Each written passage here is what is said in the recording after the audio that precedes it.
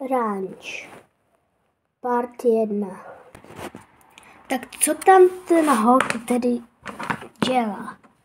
Je to jak dlouho, no nic, budu ho zkontrolovat. Ahoj, Jonec, tady děláš? Ej, Jone, slyšíš mě? Pozor, uhlí, já skáču!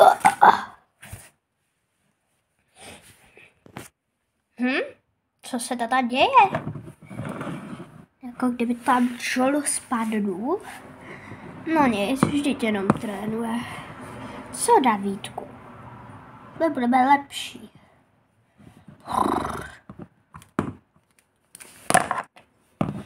Čau, Davídku, já tě chválím.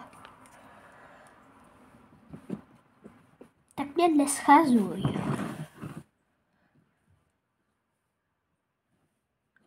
Asi potřebuji na záchod, takže vydrž.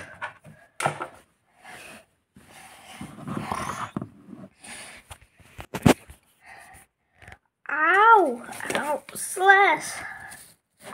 Co tu děláš? Můj koň na tebe spadl. Já vím, ale sakramensky, ty už tady nebudeš trénovat takhle. Co? Ale ty jsi mi sem vlezl.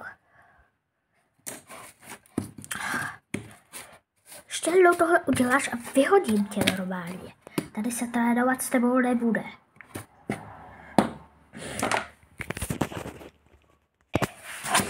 Čau.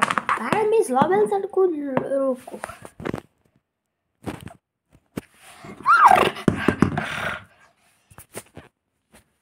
Ale nějaký koníček, který se tady ztratil, ten je určitě od Belly. Jak se jmenuje? Jo, vlastně, on se jmenuje David. Jen klid. Já tě nezabiju, já se tě ani nevezmu.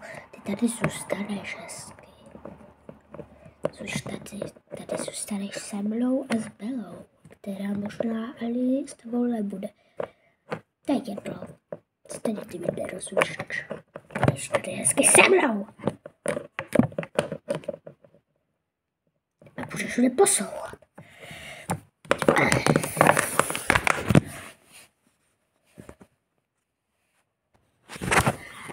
To byla úleva.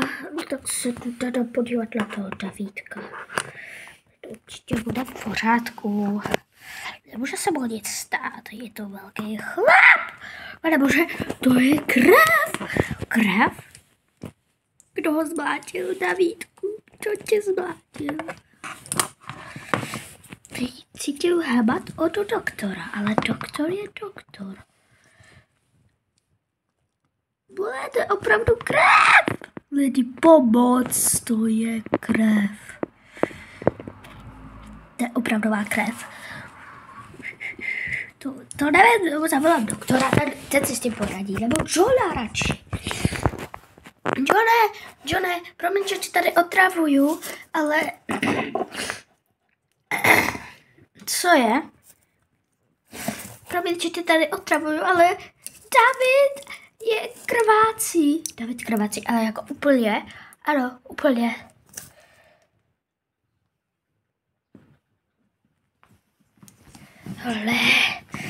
Tohle, počkej, to se hlastkolí.